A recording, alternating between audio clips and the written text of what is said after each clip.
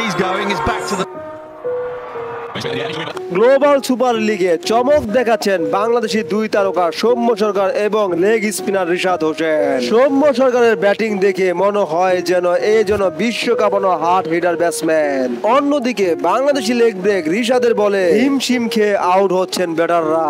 তাছাড়া আরেক বাংলাদেশি স্পিনার শেখ মাহাদিও দুর্দান্ত বোলিং করে যাচ্ছেন গ্লোবাল সুপার লিগে। বাংলাদেশি এই তিন তারকা গ্লোবাল সুপার লিগে খেলছেন রংপুরের হয়ে। তো দর্শক, সম্পূর্ণ খবরাখবর থাকছে বিস্তারিত ভিডিওতে।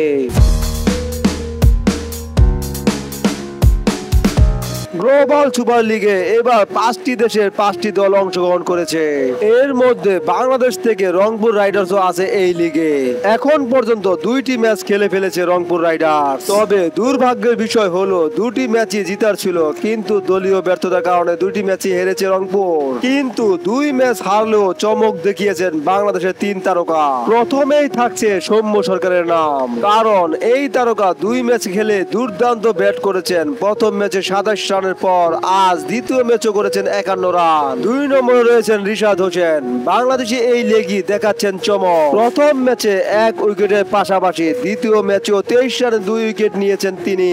এবং 3 নম্বরে রয়েছেন শেখ মেহেদী হাসান। ব্যাটিং এ ব্যর্থ হলেও বল হাতে যে স্পিন জাদু দেখাচ্ছেন এই তারকা ক্রিকেটার। প্রথম ম্যাচেও দুর্দান্ত বল করার পর আজ 24 রান দিয়ে নিয়েছেন 2টি উইকেট। এত ভালো পারফর্ম করার পরও দলীয় ব্যর্থতার কারণে 2টি ম্যাচই হারতে হয়েছে রংপুরকে।